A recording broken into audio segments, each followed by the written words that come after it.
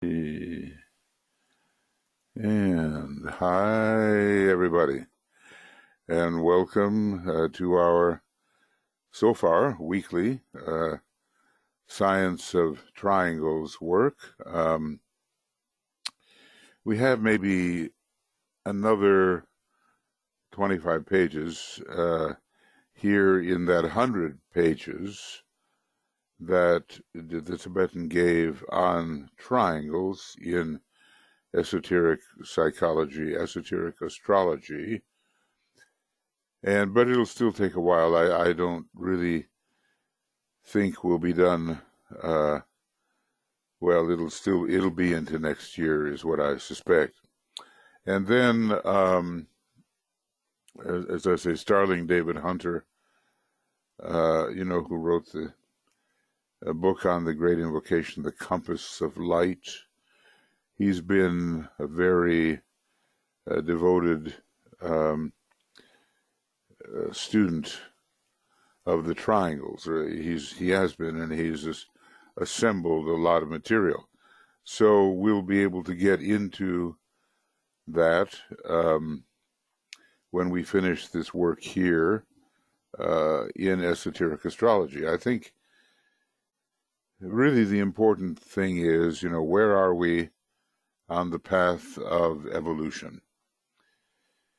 Really, where are we, without exaggeration or minimization, and what is our next step ahead, given the development of the etheric body and other vehicles and their purification, and how then do the different kinds of energies which the zodiacal constellations and related planets and rays can deliver, how do they deliver to our particular stage of evolution? Because everything depends on the quality of form which these energies impact.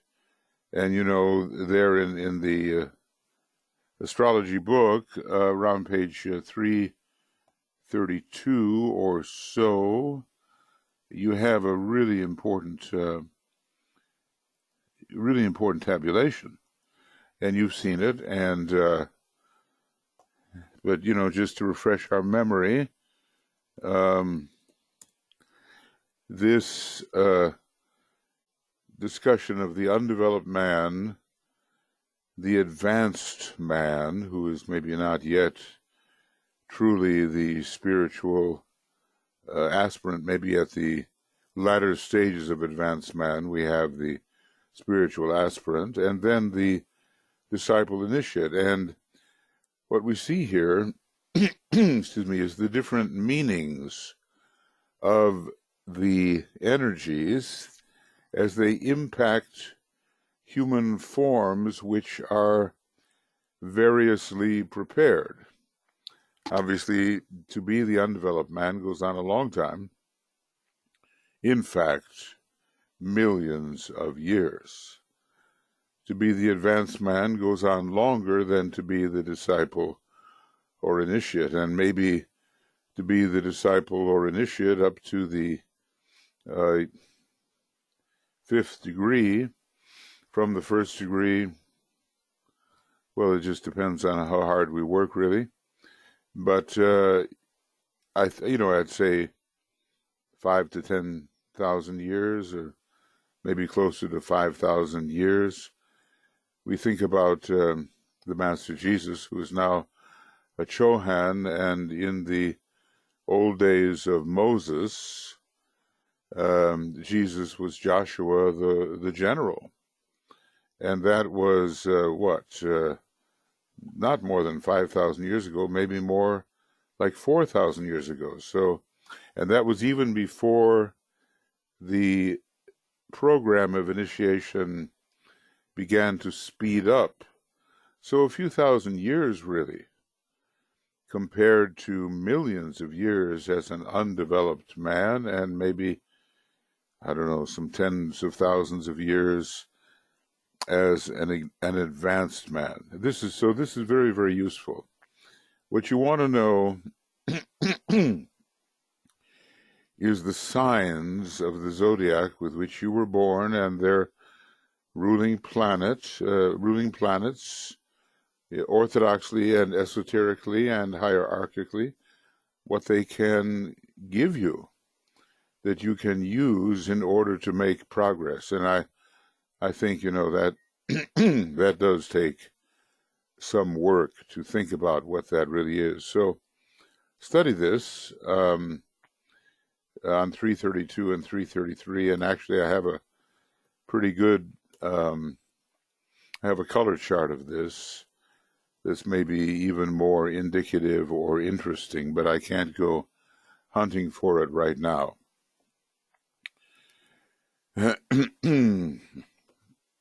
Now, let's see, where are we here? I just want to welcome you, who have come in. I begin to think, when you do these Science of Triangles webinars, and when you do the identification as being webinars, you're kind of being a bit brave, because it's not easy here. Tuya, I'm putting you over on the other side there, so you can join BL and Joe and me. And if any of the four of you wishes to say something, you just have to interrupt me in a nice way. You know what I mean? Because you have no hand to raise. Okay. So just to say hi to you and express my gratitude that you are here and that we're working together. So hi, Anne in Sweden, and Anna in the UK, and Annette. Well, I guess we're all over the place, New Zealand. We're all over the place. Antoinette, I think South Africa. Brennan, hi. Have some in the United States, and Catherine and Frederick, who just happens to be here in Helsinki from Japan. So we're going to visit a bit. Helen, nice to see you, and welcome. Ishtar, Johi in, I think, South Korea, and Carrie in the Netherlands. Well, I'm not going to say where everybody's from, but we're quite spread out geographically, but hopefully not in terms of consciousness. Leslie, hi. And Mariana, and Mariut, and Michael, and Yenka, and Norman. Risto, hi, Risto. Tia, Winnie, Zanaidi, and then, as I said, BL, Joe, and Tuya over here on the right-hand side. And I'll do my best. This section that we're in today is kind of interesting, and the Tibetan does a lot of hinting about things without spelling them out too much. But the whole thing is, when you have a constellation of the zodiac, which really is, esoterically, the heart in the head center of the one about whom naught may be said. Boy, that's a mouthful, isn't it? In the rays and initiations, zodiac, I'm not sure I can find it. Heart. Okay, wait a second here. Zodiac, heart, head, center, one, said. Maybe I'm not going to find this so easily, because usually there's just one or two words which are a little different from the way I remember them. That's a problem. But at least I can run through this. Here's this thing about initiation. Page 340. If you ever really want to look at some important factors about initiation, turn to the rays and the initiations, page 340. And that's really important. And I think, I'm not going to find that right now. But take my word for it, it is the case. The heart in the head center is the entire zodiac. Well, usually I begin, let's just have a little alignment, okay? Just a little alignment. It's not going to be long at all, anything like that. It's simply going to be the idea that here we are together, geographically spread about, but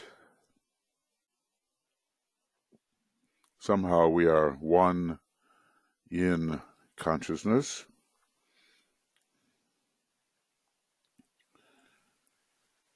And we form a kind of invocative field together to pull in higher energies and to understand them. And maybe we can do that together better than we could functioning on our own. And there are just so many, we're just tiny little specks in this particular universe, but in another way,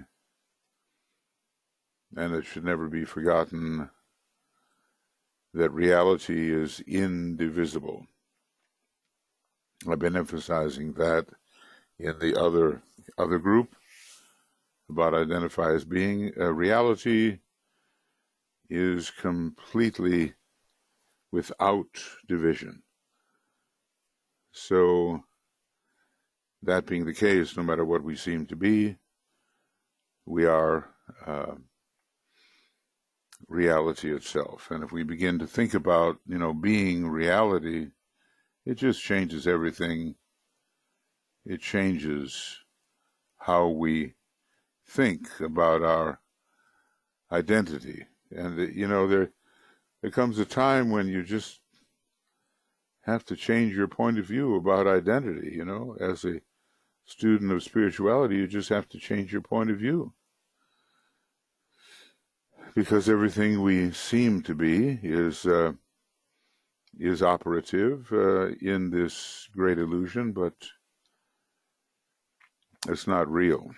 So somehow, when we remove all the veils, we're all the same thing, and that's really a statement, of course. That's a huge statement, barely understood, that we're all the same thing without division. That means the good and the bad, and, this is a statement that is, in a way, beyond good and evil. It's not about quality. In the realm of quality, you have good and evil. And we have to live in that realm and do well with it. But the reality of the situation is that reality per se is beyond good and evil as we conceive them to be.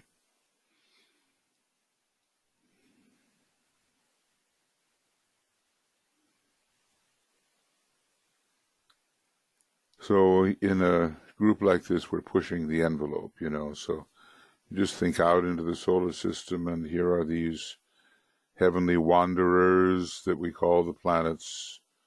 I think that's what the word means, basically, the wanderer. And each one of them is ensouled by an aspect of the universal identity, and so is the solar system and other solar systems like it. And so is that great being, the one about whom naught may be said, of which on our map there appear to be 49 of them. And then all of them are part of something that is much greater, and we're going to discover who and what we really are once again. But meanwhile, let us have patience, if possible. It's not easy to abide the conditions on this planet. This is the hospital, the planetary hospital here. And on this hospital, this planet, the graduates are called graduates of painful endeavor, and they've been through a releasing sorrow. Note that sorrow releases eventually, and purifying pain. But we're just waking up to all that, and we want to spread the word so that other people who are on the border of waking up can begin to realize the context in which they are living.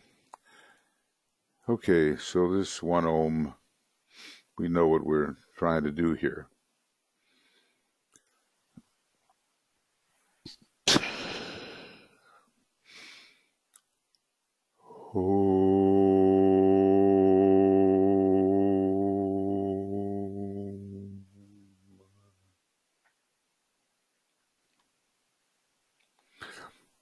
I always seem to start here with a reminder of the 7 crises that everyone passes through, all the way from becoming a human being to being liberated into, almost another creative hierarchy. The map of creative hierarchies, and all of us human beings were in hierarchy number 4, and it takes a long time. We can make a lot of progress in hierarchy number 4. We are the initiates, we are lords of sacrifice. Our planet is Mercury. Our color apparently from this is yellow. Our method is the power of the word, mantra kashakti. And we have that power to manifest. And the solar angels are helping us on that particular Buddhic level. And as monads, we're working on the Buddhic plane. This is us here. This is what we are. But one day, we actually join this group. And although they seem to be lower than we are, it only means that their sacrifice is greater. And they have plunged down into manifestation lower than the human to help lift the human. The hierarchies are intricate, and I suspect that Master DK is going to do a lot in discussing them in his next installment of writing. So we are both, in a way, destined to be solar angels. We are, and at the same time, we are the crocodiles. And the crocodiles have an awful lot to do with staying right here in lower incarnation. In the Egyptian rite, Tuya knows a lot about this. She's pointed it out to me that the crocodile eats your heart unless it's as light as a feather.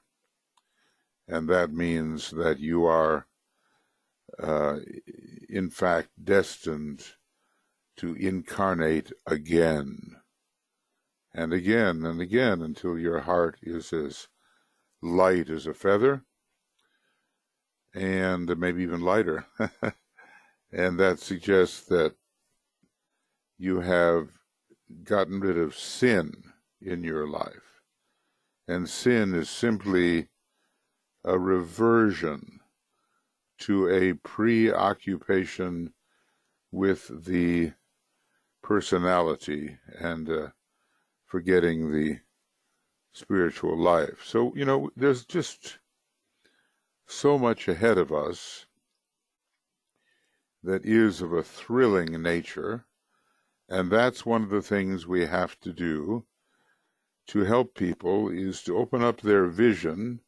You know, the second ray is called its method is the quality of the hidden vision. So a lot of us are on that ray one way or another. If we stick with the work of Master DK, it's probably an indication that either in our monad or soul, we're on the second ray, and we have to give people hope and a lot of interest for the future, which is not the case when the childish pictures of the future are presented. So anyway, these are the seven crises, and we should more or less memorize them. In Cancer, you become a member of the human kingdom long ago, and on our particular chain, you know what I mean by a chain, right? I mean, you know what I mean by chain, right? This is a chain, and this is a scheme rather, and this is our chain.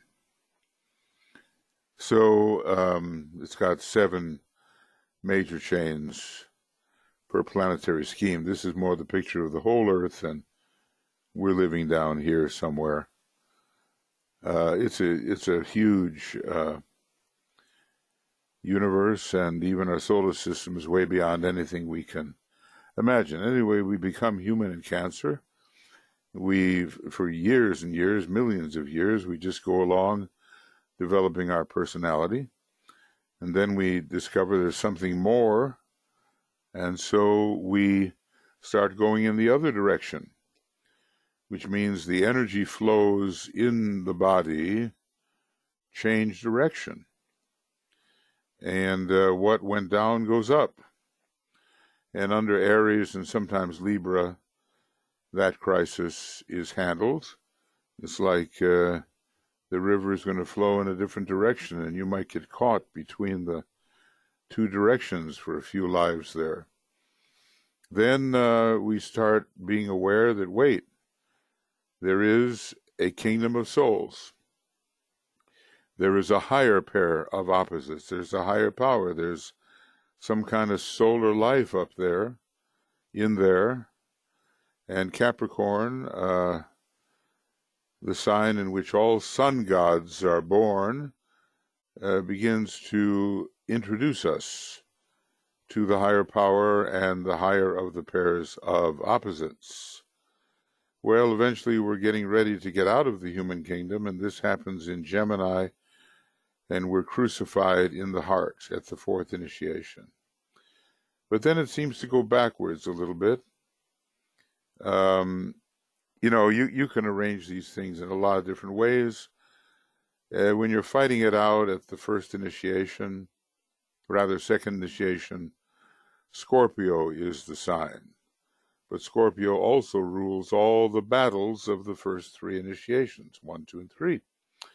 And Virgo has a lot to do with the 1st initiation, being born in the manger with the animals, and it's the Christ principle emerging out of the animal kingdom number 4 emerging out of kingdom number 3, and finally you can look at Leo in one way as the beginning of initiation, and you can also look at it as the end. So keep your mind flexible and realize that if you are too concrete about exactly what signs of the zodiac do, then you're going to miss a lot, because there's a lot of flexibility going on here. Now, we had reached a point, let's see, I'm going to go back here to 475 or so in the astrology book, which is pretty much where we had left off. and we were talking about 7 constellations, and now he's going to be talking about 8. Well, we just experienced 7 constellations, didn't we? Cancer, Aries, Capricorn, Gemini, Scorpio, Virgo, Leo. This appears to be the same right here. These are the crisis constellations, and they take you all the way from just joining the human kingdom up to the path of discipleship. Now, what is the path of discipleship? When does it really begin? And I would like to say that it begins at the first initiation in earnest. Before that time, you're pretty well what you call a probationary disciple or an aspirant, you know. But like he says, every true aspirant has taken the first initiation. And, you know, if you're listening to these things and you're involved in these things and you want to learn about these things, it's a sign that either you have taken the first initiation, which is no easy thing, believe me, as much as it's talked about as being easy, it's not, or you are about to, either taken it or about to. And to give you an example of how it worked, DK had some 51 disciples, something like that, and only one of them had not taken the first initiation. So the odds are, you know, you're either at that period or have gone beyond it, and it can be anywhere up to 30 lives between the first and second initiation, or it can be just a couple of lives depending on your intent. It's an amazing thing. We're always told that between the first and second initiation, a big amount of time takes place. But then, you know, if you're careful, you're going to run into this reference that tells you that the second initiation can even be taken in the next life. So what do? It's apparently a contradiction, but it has to do with the earnestness of the disciple and also with the work you've done on your personality even before you became a true disciple and took the first initiation. You know, in a way, the first 3 initiations are a triangle, and they are ruled in a way by Scorpio, and there are great battles, and there are burning grounds, and all that kind of thing. And they have to do with really introducing you to the soul and giving you the sense that you are a participant in the 5th kingdom of nature, the hall of wisdom. But now, what's another triangle? Well, another triangle is initiation 2, 3, 4. So if you turn to page 84, 85, in your initiation human and solar, you're going to see that those 3 initiations can, under normal circumstances, and I find this astonishing, be taken in the same life. Well, okay, DK was writing it, and Alice Bailey was faithful in terms of taking things down, or in the next. It's still very fast. Then there's initiation 3, 4, and 5 instead of 2, 3, and 4. And initiation 3, 4, and 5 are a triangle, and they are related definitely to the monad. That's when the monad really, you know, the spirit, the essence of what we are, the inner fire, that's when we begin to really be consciously aware of that. 3, 4, and 5, and by the time we're a 5th degree initiate, we're pretty well living the life of the monad. And then, you know, in terms of getting out of the human kingdom altogether, it's initiation 4, 5, and 6. It's another triangle, because initiation 4 gives you more direct access to the monad. I hope you're writing this down a little bit, take notes, always take notes. Otherwise, listen to it again, 4, 5, and 6, you're still human when you're taking initiation 4 and 5, but not when you're taking initiation 6, because you become a Chohan. And it is said of the Chohans, they are no longer men as are the masters. So the climax of you being a human being occurs at the 5th initiation, and the 4th initiation leaves behind a lot of stuff that was in the way of you changing your kingdom from the kingdom of souls at that point into the kingdom of planetary lives.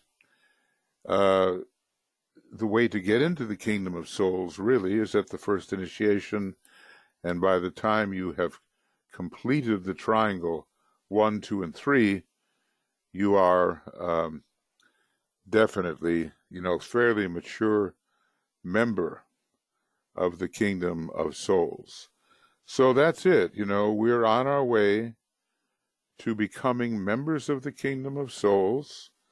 We've had a lot of millions of years of work in the human kingdom per se, and then following that, however long it takes, we'll be on our way to joining the kingdom of planetary lives.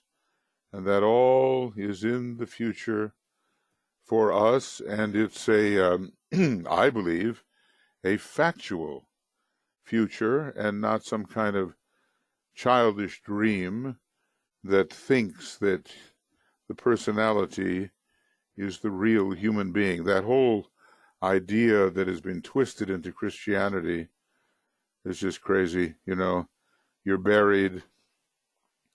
Your body is obviously not going to be in great shape, being underground for millions of years, but then the trumpet will sound and your body will rise up out of the grave for the last judgment, and some will go to heaven and some will go to hell, and you're stuck with that body.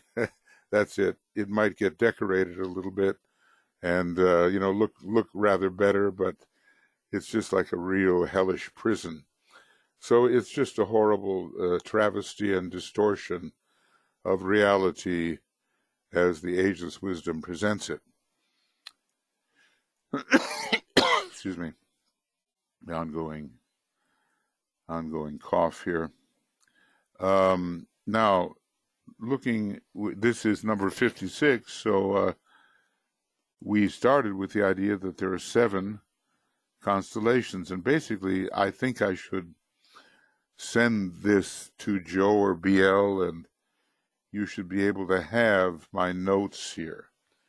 I admit they're not the most wonderful 7th ray notes, but they do exist, and maybe they can be helpful. So from Cancer to Leo, in a way, the path of discipleship. Now, all you have to do is rearrange some of this, and you can go all the way from individualization to Leo, the beginning of mastership. Okay, so there's different perspectives. And this is the order that takes you individualization, reversal, 1st initiation, Virgo, 2nd initiation, Scorpio, 3rd initiation, Capricorn, 4th initiation, Gemini, 5th initiation, Leo, just like the 1st initiation. So, get those things under your belt, so to speak, so that they make sense to you. Every sign of the zodiac has a different meaning depending on how far along you are. Now, there are 8 constellations that we're also talking about, and they include 3 out of the 7, and I think those 3 are Virgo, Capricorn, and Leo. And I think they are dramatized in this figure. Capricorn, Virgo, Leo, and 2 of them are repeats, Capricorn and Virgo, as you see. So what do these 8 constellations do? And by the way, here's a whole series of constellations that take you through different phases of your life as a human being. What you can do is arrange them in certain ways so that a triangular process, beginning, middle, and end, is seen to be occurring. Now, I just showed you how we can do that. 1, 2, 3, 2, 3, 4, all in one life. 3, 4, 5, the monad. 4, 5, 6, leaving the kingdom of souls, going into the kingdom of planetary lives. And maybe, well, I could go higher. If I needed to. I could do 6, 7, or I could do, 6, 7, 8. In other words, we're moving towards the astral plane. All of these things, the cosmic astral plane. And you know what I mean by that, don't you? I mean this, that here is this cosmic astral plane. All of our spiritual development that we can foresee right now, and even what the Tibetan can foresee for himself, is taking place down here. And for millions of years, even trillions of years, it will be so. But like I said, here's the cosmic astral plane, and one day we're going to take a trip, a long trip that involves the cosmic astral plane, the cosmic mental plane, the cosmic Buddhic plane, and that's called the way of higher evolution. So right now,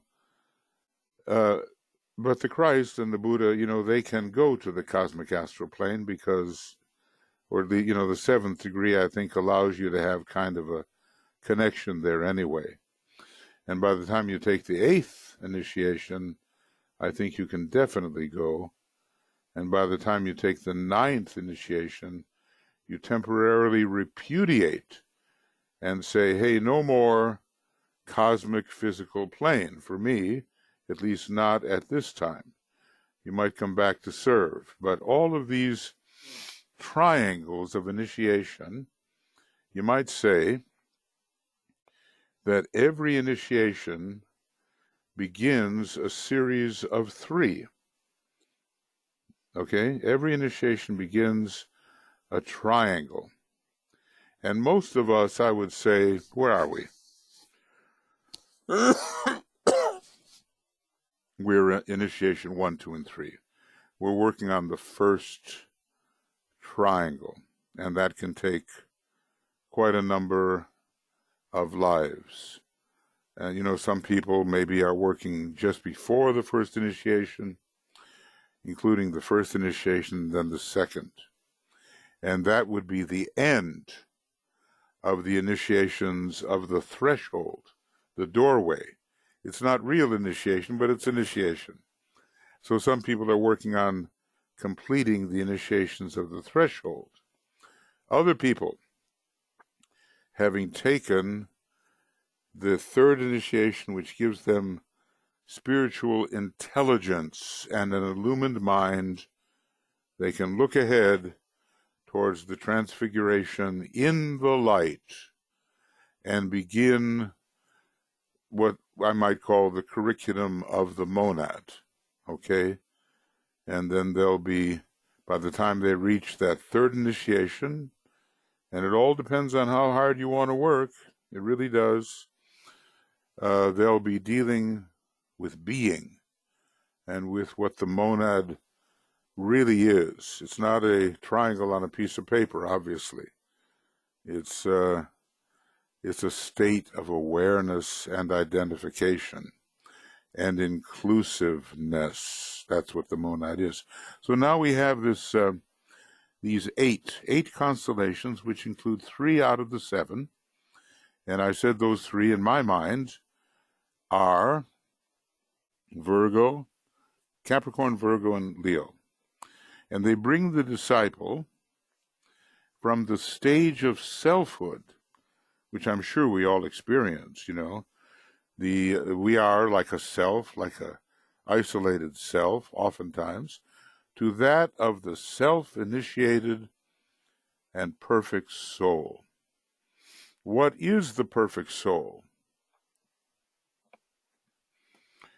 Well, soul is a term you can use for the whole universe. It's the consciousness of our whole universe. But from the point of view of a human being, a perfected soul is a master. So this series of 8 is going to bring us into mastership. And what you're going to notice is the Tibetan keeps rearranging the order of these constellations, leading from one phase to another. And this rearranged order does tell a story. So it looks like the entire span to me. Well, actually it says from selfhood. Yeah, selfhood is the beginning of humanhood, all the way to perfected soul. It's the whole span. One way of doing it. Now, what you can do is you can look at the whole span from the time you became a human being and were no longer animal man, all the way up to the perfected human being, and you can make segments and sections out of that whole span, which I think, a very good timing of that is about 25 million years. Now, a lot of us have been at this for 21 million years, if we were individualized here on this earth chain. But what if we came from the moon? I know it sounds, like science fiction or something, but if we came from the moon, we've been at it a lot longer. And what happens if we came and were individualized in the previous solar system trillions of years ago? Well, we have a huge experience, but some of that is, spent in various states of pralaya, doing other things and so forth. I would say, and I think the Tibetan backs this up, that the majority of those who study intensively the ageless wisdom are coming from the moon chain and became human on the moon chain by a different method than they became human on the earth chain. No, when you look at these chains, if I can,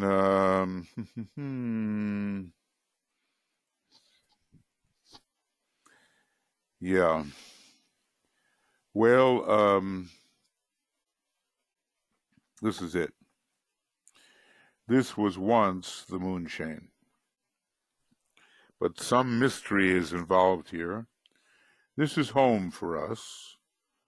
In the whole great earth, this is the chain on which we live and move and have our being. But this one was once the moon chain. Well, the moon chain failed. The lives moved over to this chain, and a new type of being or infusion came into the third chain, which I believe this is here, and they now call it the Saturn chain. Nothing more is spoken about it, and it would be very interesting to know more about it. By the way, how, I just want to say, and I've said it before, that a lot of mysteries of the ageless wisdom and mysteries of initiation are hidden in these diagrams.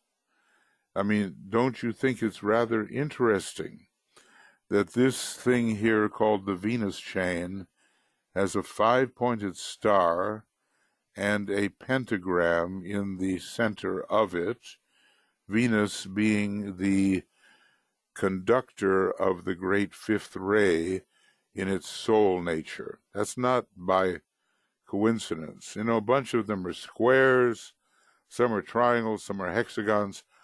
All of that is telling a story.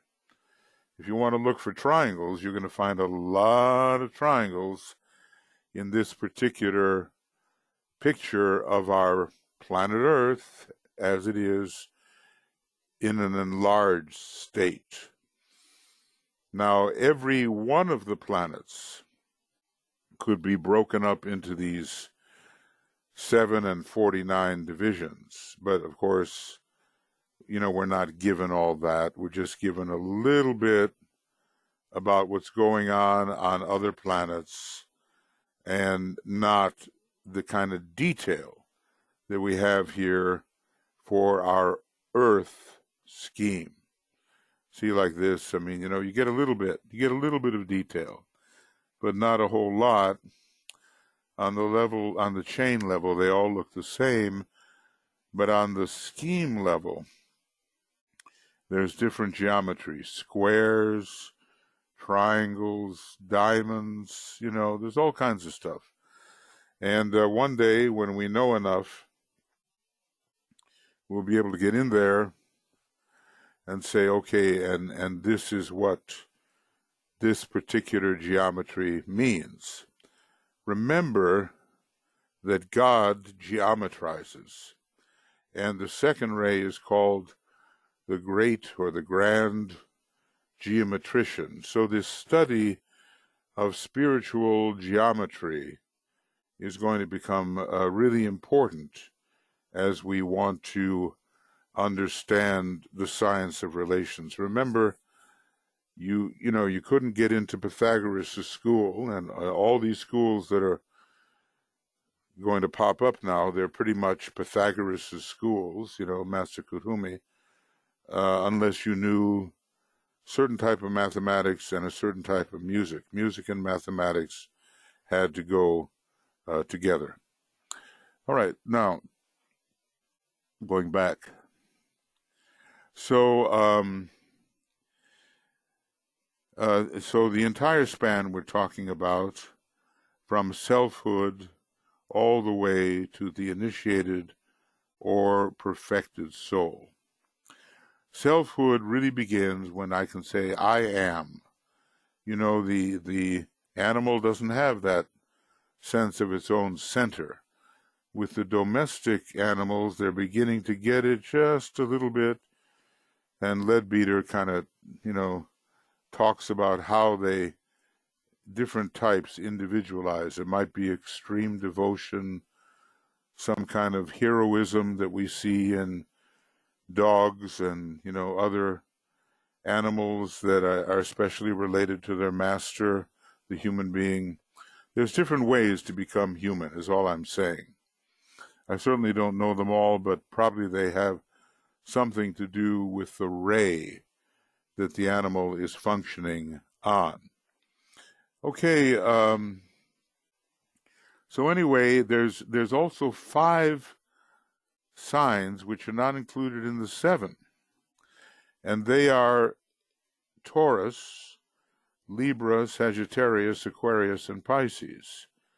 And then we are probably, they have a lot to do with the later stages of the path, and probably somehow in here we're going to include Leo, Virgo, and Capricorn, and that's going to make the 8 that he's talking about in this series. So this 8, and they're not in order here, would be Taurus, Libra, Sagittarius, Aquarius, Pisces, Leo, Virgo, Capricorn.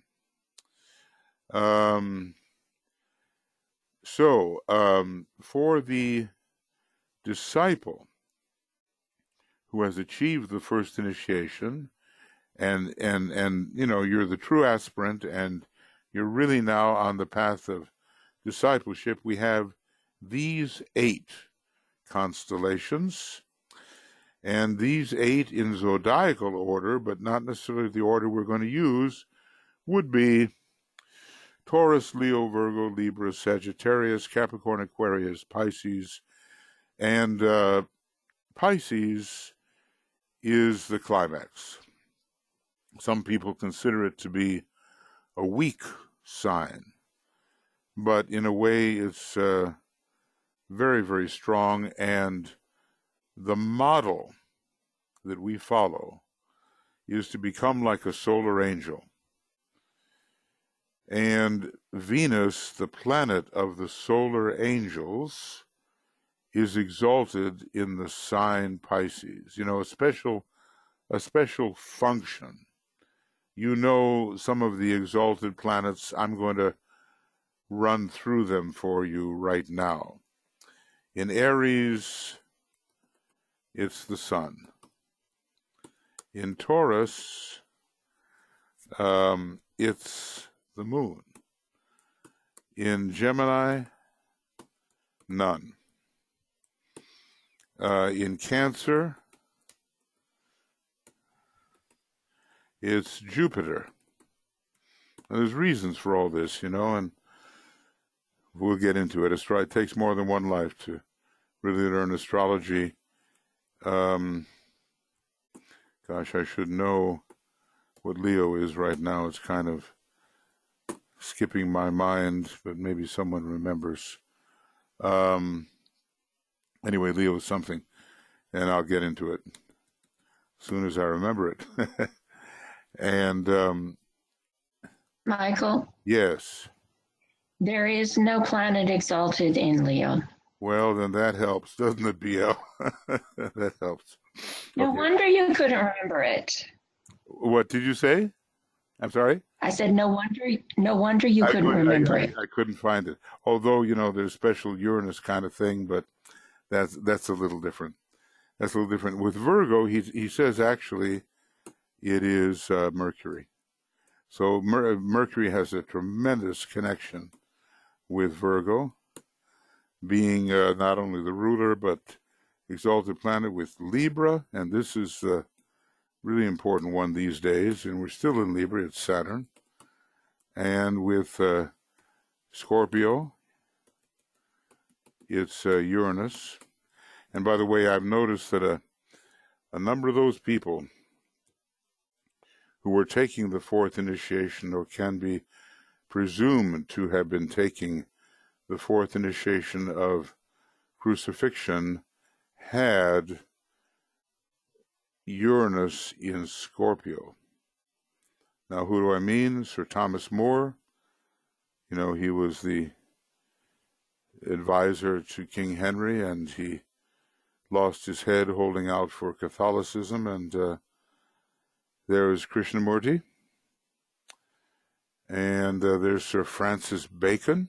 We're told about Krishnamurti that he was taking the Arhat initiation, and then it's just totally obvious that Francis Bacon was, who very soon became the Mahachohan, that he was an initiate of the fourth degree. So somehow that Uranus connected with the fourth ray sign, which is Scorpio, I have found in the charts of 3 people who we pretty well suspect have been taking the crucifixion initiation. When it comes to Sagittarius, I don't think there's any exalted. And when it comes to Capricorn, very important. It's, what is it, BL? You remember? Mars.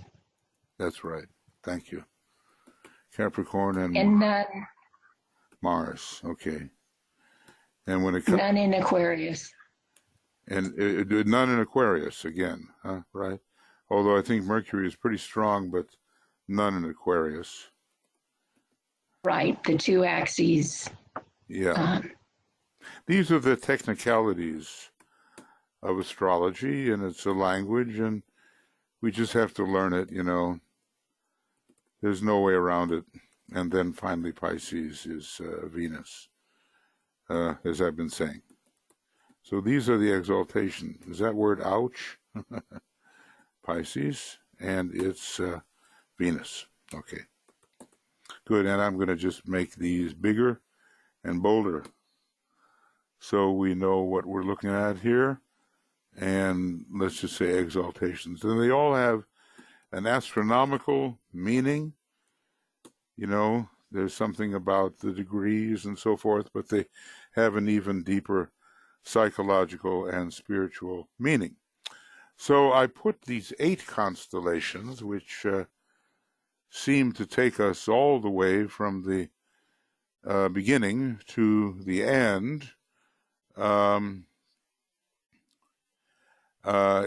have put them in zodiacal order, but there's a better order, and let's see if I have that here. Now here's a couple of things I've said about them. That Leo is the big sign connected with the first initiation. It's not only connected with the first initiation. I can find a place for Leo at all 5 initiations, but DK talks a lot about taking the first initiation either when your sun is in Leo or when your rising sign is Leo, born under Leo.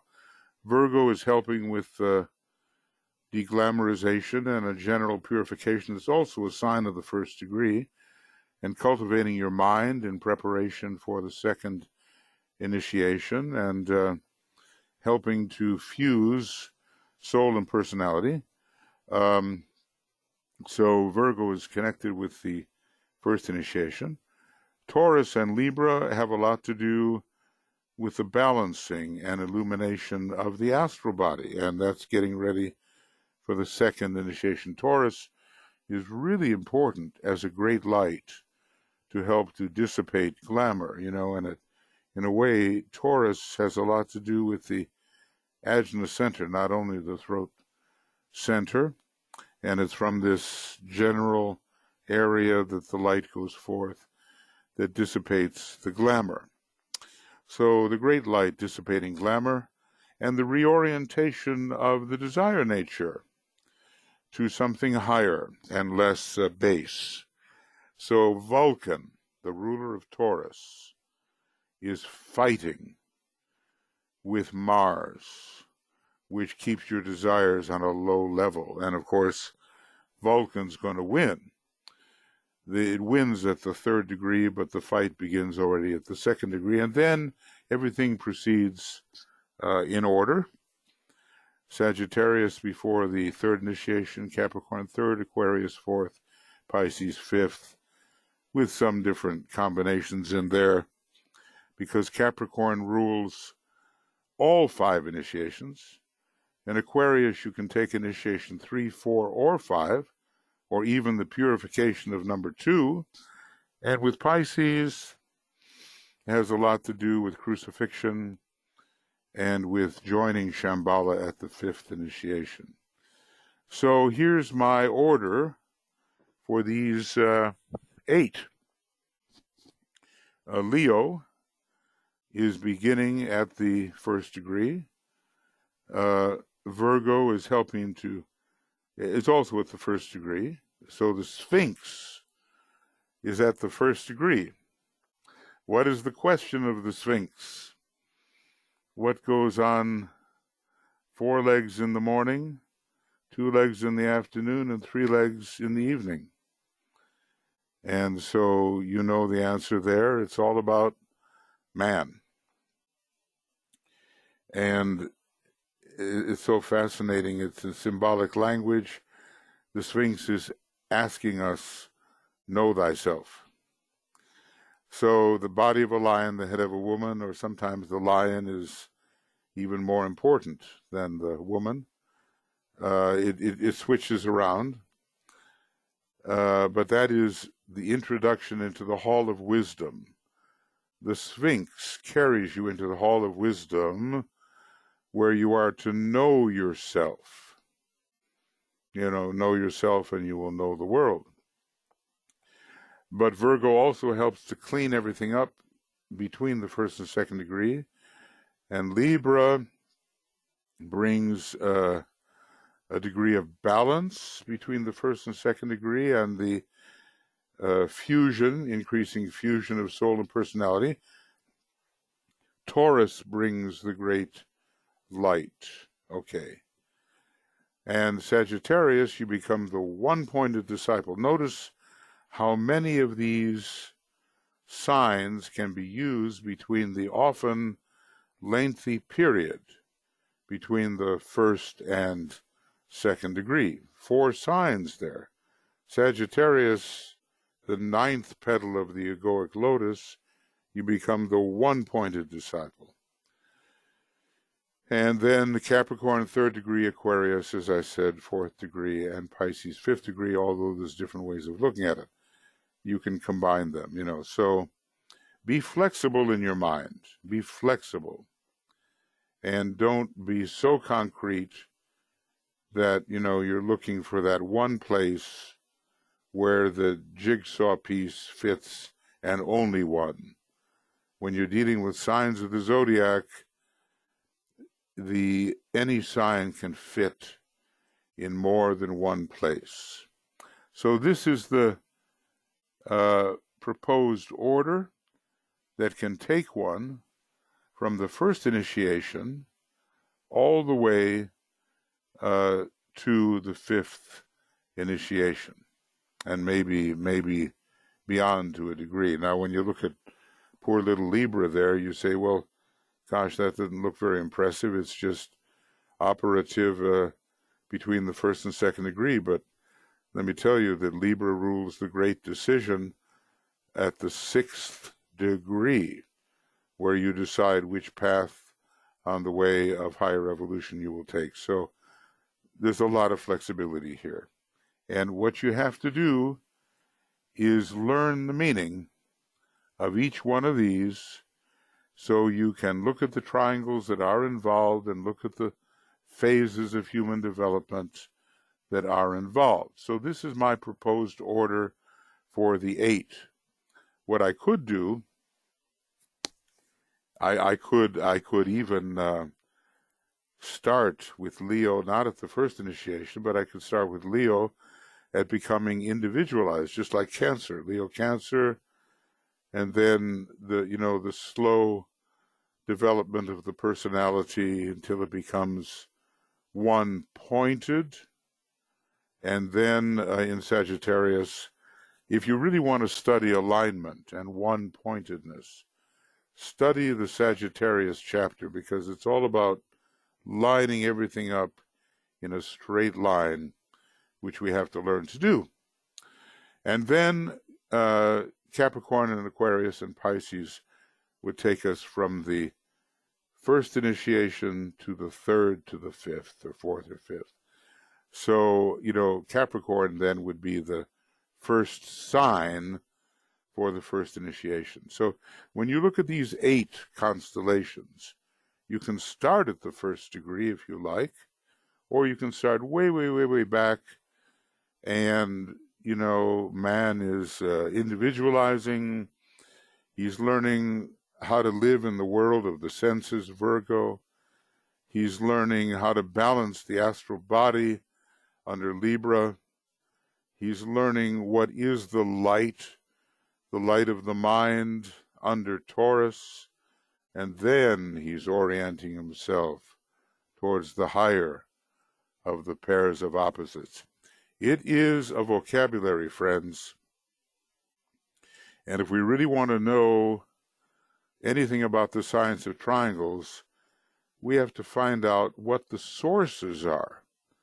Now, these are the sources. The zodiacal signs, certain great constellations, many, many planets. These are the sources that contribute to making triangles work in our etheric body.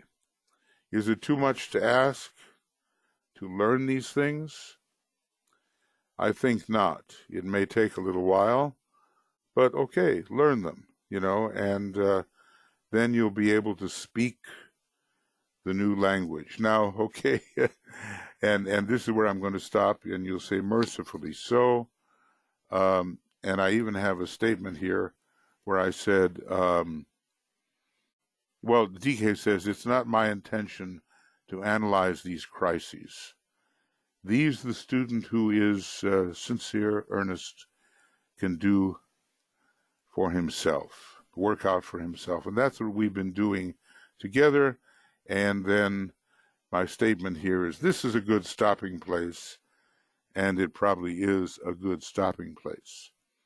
Now, you know, I'm well aware that with Mercury on my midheaven, I could talk the whole day, and that's not, you know, always the best method of learning for the students.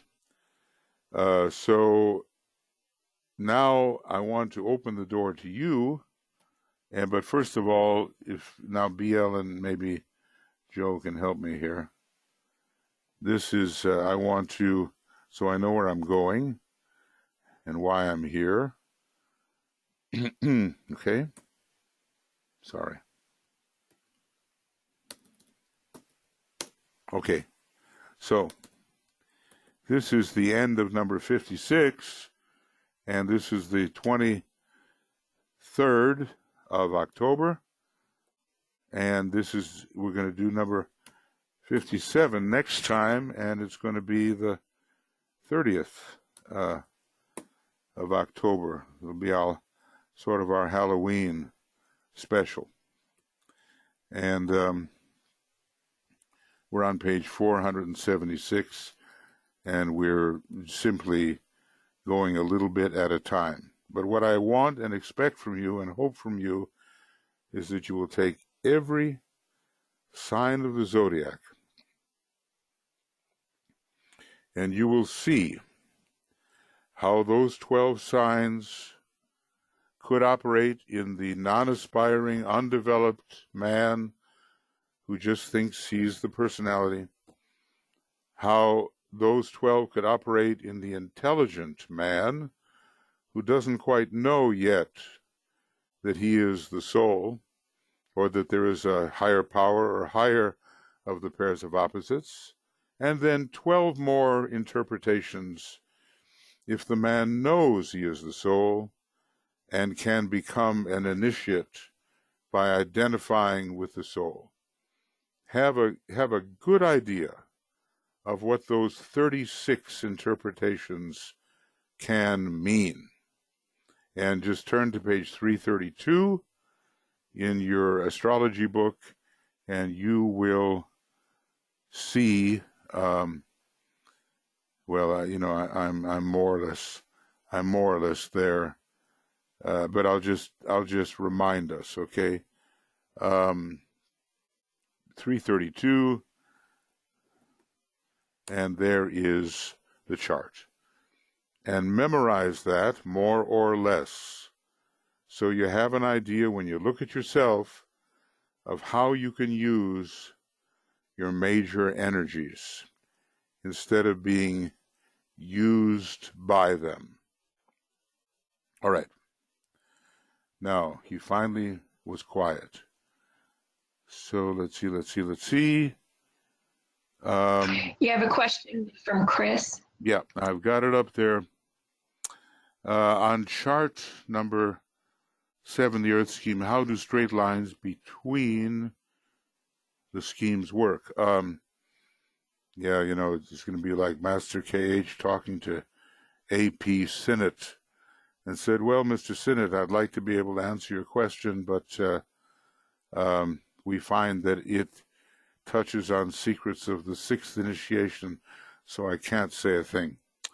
And I would only say, if I'm looking at the right thing here, here's the Earth scheme, and I think yours was about the Earth scheme, that they are simply lines of communication which allow a flow of energy back and forth between these chains. Now, some people in theosophy think that on the basis of those early writings, chain 1 appeared, but then chain 2 appeared later, and then even later chain 3 appeared, and so forth. And I would like to say that so far in my thinking, I can't agree with that, because the chains are like chakras, and if you've only got one chakra going, you're not alive. You have to have all 7 chakras operating at the same time. However, they operate all the way from a very flat, not too vibrant, not too radiant disk, all the way to great radiance when they're fully developed. But they're there, and they have a function. So from my perspective, all these chains, every one of them is operating simultaneously at different degrees of development. And, basically what you see here is that the outer chains were developed first. And that pretty well tells us that our lower chakras are developed first. And Venus, as a planet, was so rapid, just the way the Christ was the most rapid human being, the Venus was the most rapid planetary logos, even not the highest, I mean, the Christ is not Sanat Kumara, and Venus is not Uranus or Neptune, Neptune is the higher octave. But then in the inner circle, we have quite a bit of development of Venus, but we don't have, he's not showing us any development of the Jupiter chain or the Neptune chain. So the answer to me is that these straight lines have to do with communication between already existent chains inside the planetary scheme. But these other ones are going to other planetary schemes, and they are connected, most definitely, and they communicate in a still higher way, like this. These are the other straight lines, and somehow the different chains manage to all touch upon the earth chain. And that's what these lines mean. Now, to say anything more about it would be beyond my knowledge. I don't know. I could speculate, because I could speculate based upon this Venus thing here. Look, to the Venus scheme from the very center. Well, we know what an intimate relation the Venus scheme has with the Earth scheme. And this line is going to take the influence of Venus scheme into the whole Earth scheme. But beyond that, what can you say yet? Because we don't know enough about the structure of the Venus scheme. Now remember, this is one chain with 7 different, this is one scheme with 7 different chains. Each one of these is a scheme, and inside are 7 different chains, not articulated, not spelled out, not arranged in a way that gives you too many hints, a few little hints. But let me just say this. Chains communicate with chains, and schemes, gotta find it, communicate with schemes. Okay? In other words, Venus, the whole of Venus is communicating with the whole of Earth. The whole of Mercury is communicating with the whole of Earth. The whole of Mars, in some ways a very retrogressive influence, is communicating with the whole of Earth. That is scheme to scheme communication. But inside the scheme, with its 49 parts, or 7 or 49 parts, there's all this other communication going on too. Other than the fact that it is communication, and that we know a little bit about the names applied to these chains, and maybe can speculate on that basis if those names are really accurate, we don't know much. So that's probably all I can say about it, Chris.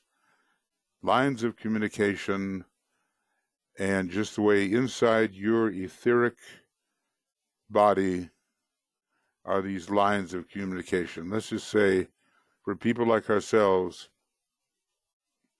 the sacral center is definitely connected to the throat.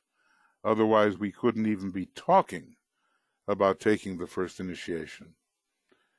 The solar plexus definitely has a line to the heart. Otherwise, we couldn't even be talking about the second initiation. So it's just on a bigger scale, the very thing that's going on inside our own etheric system. Okay. Thank you, Chris. Okay, what do we got here?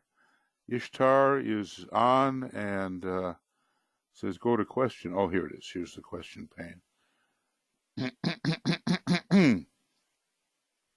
So here's Ishtar asking, or saying, so a wonderful explanation of the 8 signs of the zodiac in their play and initiations.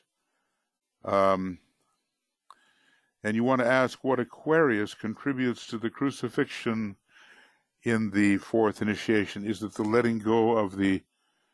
Okay, well, that's letting go of the individual personality and becoming... And where can I read that, either BL or Joe? I'm having a little trouble reading anything. And becoming what? Okay, hold it. And becoming universal. And then she says, thank you. Okay, I don't know what happens to my... I don't know what happens. Yeah, I can't see it down below, but I can see it up above. Okay. Okay, good. Thank you. Yes. The 4th initiation is the repudiation of personality desire and an entrance into the spiritual triad in such a way that the divine plan always comes first, and that the larger, and even if you want to call it universal, perspective is the perspective to be cultivated. And what do I mean by universal? I don't mean the entire universe. That doesn't seem to be the way DK does it. He tends to talk about the solar system as a universe. And if we at least get the solar systemic perspective, we're going a long way to understand how these different planetary deities and their representatives within the Earth scheme, how they work. Because every planet in our solar system is represented by some kind of being or center within our own planetary scheme. So, Aquarius is a very impersonal sign, in a way. And that's why some people think, that there's some aloofness involved in Aquarius and standing back. The sun, considered as a planet, it's really a star, but you know how it is in astrology.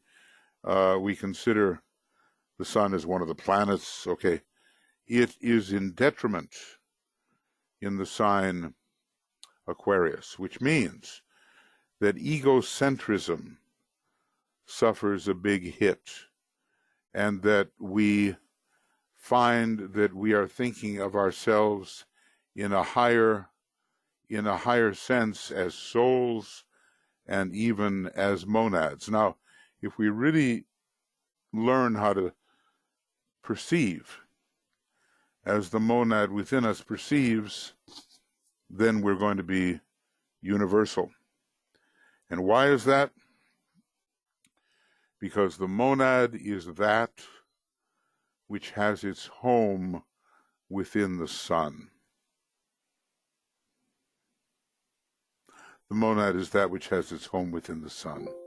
And that's found in Initiation Human and Solar. It just says that which has its home within the sun, but you know he's talking about the monad. So the universal perspective comes in Aquarius. And that's what happens at the crucifixion, the first straight shot to the monad and its perspective. So it fits very well with this destruction of the personality and even the destruction of the causal body at the fourth initiation. I hope that Ishtar, that gives a little perspective on it. Universalization through disidentification with the personality and even with the shroud of the soul, which is the causal body. Then you can really get into the universal state. The antechamber before the door, the antechamber before the door of the monad is the triad. And the fourth initiation gives you quite a lot of freedom within the triad. Fifth initiation, you get complete freedom within the triad, and on it goes until we become truly universal as the monad. So it's a little beyond the fourth, but the sixth initiation is the return to monadship, if I can call it that, and then we get ready to take our big trip. The big wouldn't call it a vacation, it's lots of work, you know. Okay, so that's what I can say about that. Now, obviously, the life has to reflect the possibility of the fourth initiation before we can just say, oh, my horoscope has Aquarius. Oh, my horoscope has Uranus and Scorpio. Oh, therefore I'm taking the fourth initiation. No, you have to study the person first. And then maybe you see how those signs of the zodiac can be used at what initiatory level. Okay, now let's see what happened. Okay, so there was some technical stuff there, and I was not being heard and whatever, but I assume that I'm back and everything's okay. And that was happening to Mariana, and everything's okay. And Ishtar is further asking what happens to the causal in human. Well, look, at the true plane of causes is not the causal body. It is causal with respect to the personality, but the true world of causes is the sea of fire. Is the sea of fire. Now, let me just find that sea of fire on our map. I think Tuya has it drawn quite well here. Here it is. This is the sea of fire. That is the true realm of causes with respect to the cosmic physical plane. What happens to the causal body? Everything stored in it gets abstracted, lifted up into the permanent atoms of the spiritual triad. You know, here's each permanent atom of the spiritual triad, and anything that's here gets lifted into these before later going into the monad. So that's what happens to that causal level. the initiation of the chain gang. I'm not sure exactly. The chain gang, that's us. Okay. The chain gang. Well, I hope that we have some understanding of these chains, but I want to say this. There's the scheme, there's the chain, and then there's the globe. And all kinds of things are not yet said about what these are. We're given a few hints, and we have to figure out a lot by ourselves, and later the things that touch on the higher initiations that are in those maps will be revealed to us. Now, that was Michael asking that one. The chain gang, yeah, I'll tell you. And Anna has her hand up. Anna, too. Oh, a hand up. Okay. Right. I'm getting there, Anna. And you know what my hope for you is, don't you? It has to do with the microphone, but let's just see how we're doing. Okay, Anna, go ahead. Anna, Can you hear me?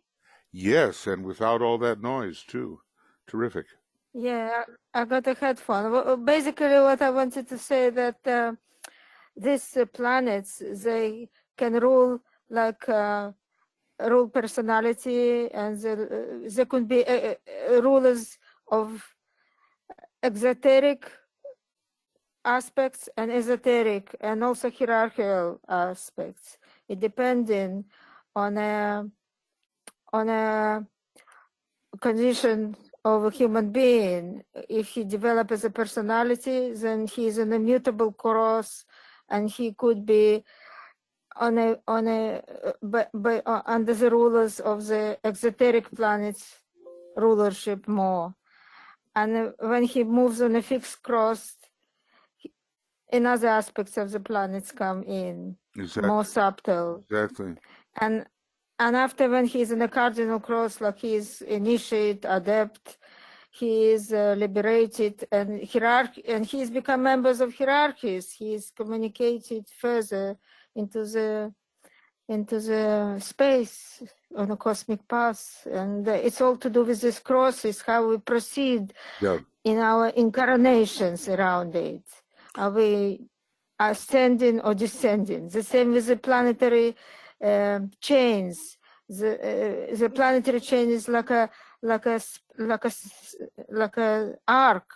It involves down in density, and after evolves in spirituality. And what was involving aspects, they become on much higher plans, like astral become Buddhic, manas become Atma, and even dense become etheric. So we all the time transform into the spiral way, into the higher dimensions. Yes. That's all. Yes, I believe that's correct. And well, there's a lot of intricacies here. It's still not determined exactly what role our planetary chain plays within the planetary scheme. That's a whole other thing. In one way, our Earth, on a bigger scale, is the base of the spine center of the whole solar system. Okay. But there's also a way, if you count 4, we arrive at the heart center, and it's not. Yeah. That's right. So okay. But this all centers connected to the head, and that's why, and to the solar logos, and that's why in this number is a lot of symbolical importance of Earth. Yes, Earth. I'll put it this way: that our solar god has the choice of either taking the 4th cosmic initiation or the 5th cosmic initiation in this solar system. And what it succeeds in doing will depend a lot about on how the Earth evolves, because the base of the spine's center is absolutely required in full activity in order to take the fifth initiation. It rules the fifth initiation, which is a startling thought. So if our Earth is not sufficiently developed, it's going to hold back the whole solar logos until the next, the sixth solar system. So yes, there's a lot of intricacy in all of this and a lot of secrets about the function of the Earth. It is a non-sacred planet which is sacred on the inside. Okay? That's the amazing thing. Yes, that's why hierarchy is going to hierarchy is going to be with humanity for that purpose, to speed up our evolution, spiritual evolution, transformation, or whatever. We are way behind in one way, that in a way Venus and the Earth are known as twin sisters. But the Earth should now be as evolved as Venus is, and Venus is almost finished with its work. So that all happened because of failures of our particular planetary logos. And it's going to be until the judgment day, in the next round of our, probably our Earth scheme, before we can really decide about sacredness for our planet. And that's millions of years ahead. As a matter of fact, it's so far ahead. So that will be the time when when 2/5 of the humans on Earth will be removed, and another triangle, 3/5 will remain, and they will all be on the path, and it will be a kind of subsidiary fifth initiation, and then sacredness can be discussed. Meanwhile, we try to help in that direction, knowing how far we have to go. And by the way, the sound quality, thank you, Anna, is so much better, and there's absolutely no noise there, and okay, thank you. The words you speak can be heard, all of them, which is, I'm sure, what we need, right? Okay. That's right. Thank you very much. Thank you, Anna. All right, friends. Yeah, thank you. We're reaching the end now, and there's lots to do. I mean, I could take it for another half hour, but Tui and I have a lot of preparation work to do on other things right now. So basically, I'm going to call it a day on this particular work that we've been doing. But meanwhile, see if you can begin to memorize the main contribution that any sign of the zodiac has to our life when we are at different stages of evolution. I mean, if you're a Taurus, it's one thing to be elemental man, completely trapped by the senses, and another thing to be Krishnamurti, let's say, another Taurus or Socrates, Taurus, very strong Taurus and Leo, and so forth. So how the sign works at your stage of evolution should be an objective for you to try to understand. Okay? Now, is there anybody on the other side, on the right-hand side, that wants to say anything at this point before we just kind of close this this examination of the sources of triangles, stars, squares, all those things, maybe we'll study the charts of the crosses too. Would be interesting. Of course, this is a triangles workshop, but I can see that the crosses definitely need studying. Anybody over there, BL, Joe, or Tuya, have anything you wish to add or say?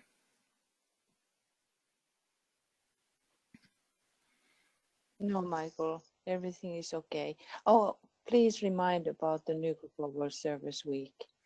Okay, yeah, that's right. I mean, Tuya and I are preparing the program for the week-long gathering in Finland during the festival week of the new group of world servers, meditation, study, and ceremony, and also some fun.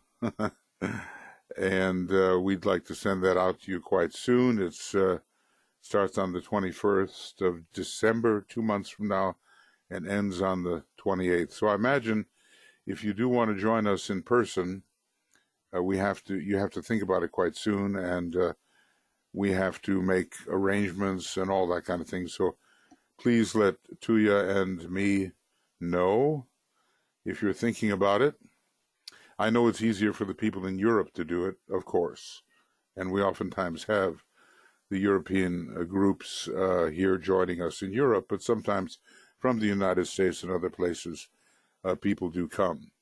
So as you know, I am infinitize8@gmail.com, and Tuya is Tuija, Tuya, period, S, as in Sam, S, period, and Robbins@gmail.com. Let us know, okay? Let us know if it's entering your mind, and quite soon we'll be sending out to Joe and BL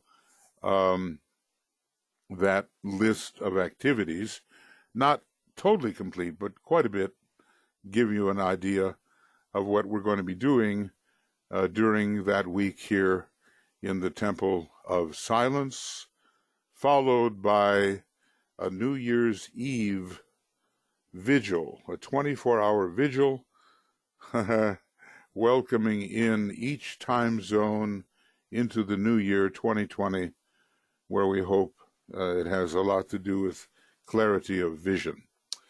So do let us know if you're thinking about it. We also do broadcast, we do webinars and all that, but there's something about being in person which is additional. Okay? Okay. So now, friends, There's a note there to you from Tia in the chat, in the questions. okay. Yeah, and the notes. I have to send my horrible notes to BL and Joe, who can get them to you.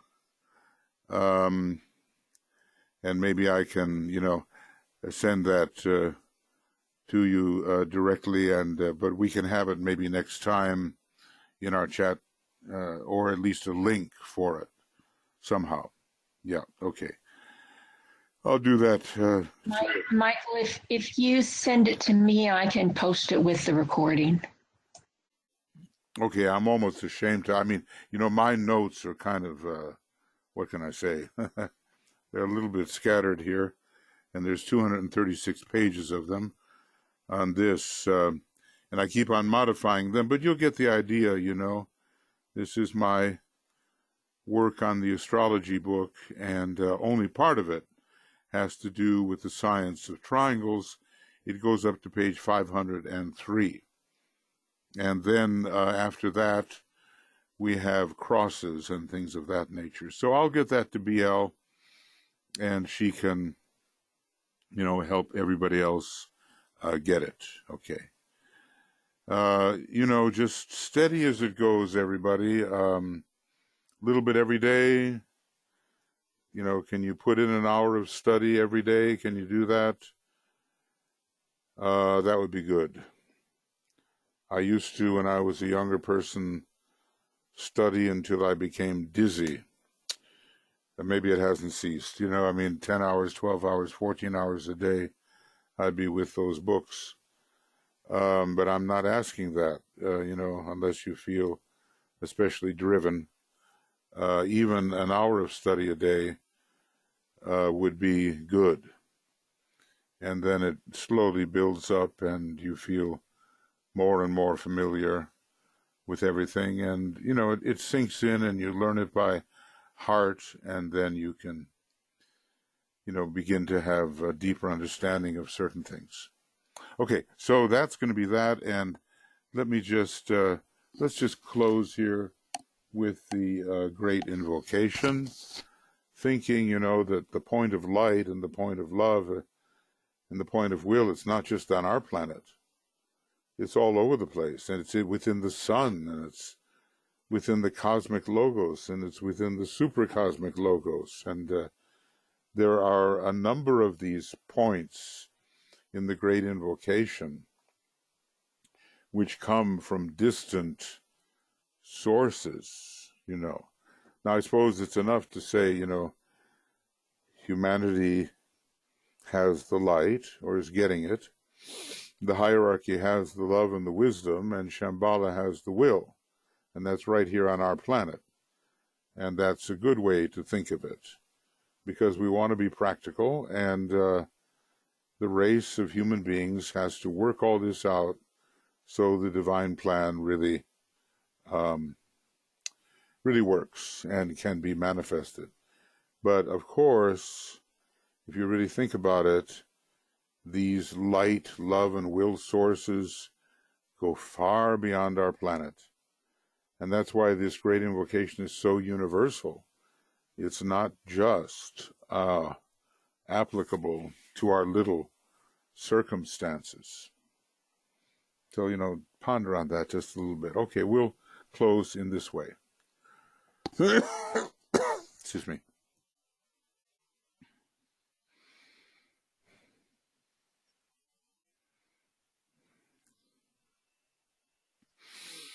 From the point of light within the mind of God, let light stream forth into the minds of men. Let light descend on earth.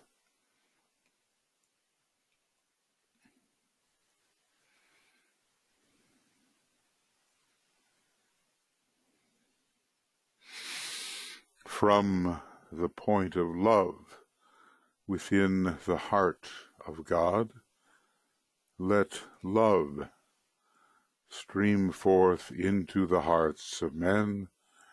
May Christ return to earth.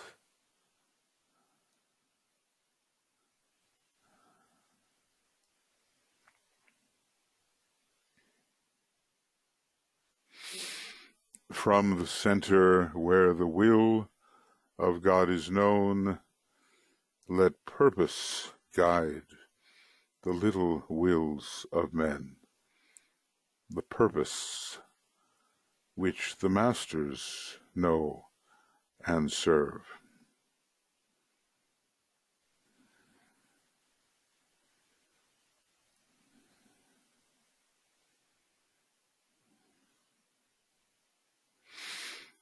From the center which we call the race of men, let the plan of love and light work out, and may it seal the door where evil dwells.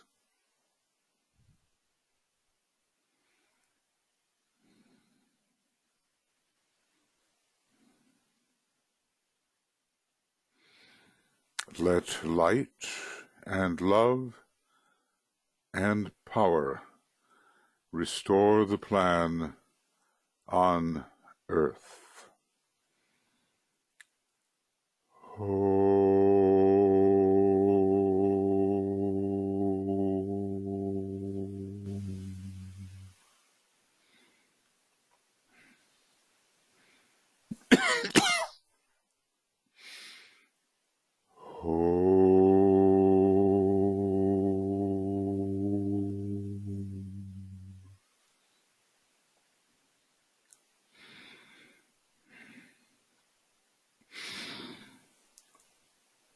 Thank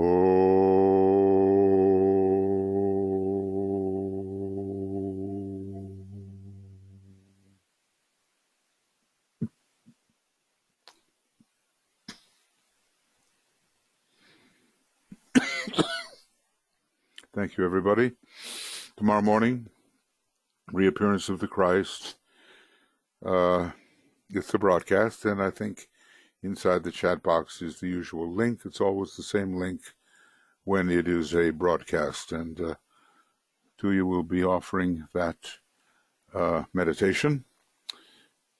And then on Friday we have the glamour work, and at night so far we have the continuation of the cosmic fire that we've been penetrating into just a little bit. It's a great synthetic book, and we'll never understand all of it, and we're not going to understand half of it, not a third of it, whatever, but we'll understand something, and that will be enough to give us a wider perspective. So thank you for being with us, and so all of us on the team, we wish you love and many blessings, and we'll be seeing you here, those of you who can. It's 5 a.m. Greenwich Mean Time, Universal Time, tomorrow morning, 8 o'clock here in Finland, and whatever time it is, wherever you may be. It only changes once a year, so you can figure it out, because Universal Time just stays what it is, so you just have every year one change this way and a change back. So it should be easy to know when that may be. All right, and we'll talk to you later. All the very best to you. I'll be converting this, send it to BL and Joe, and it'll be up on Makara. And we're also working on getting some of these webinars up on YouTube, so that the exposure, can be wider, and we can, like the Tibetan, we're going to teach and spread the knowledge of the ageless wisdom wherever we can find a response. A good response, hopefully. Okay, talk to you later, and all the best.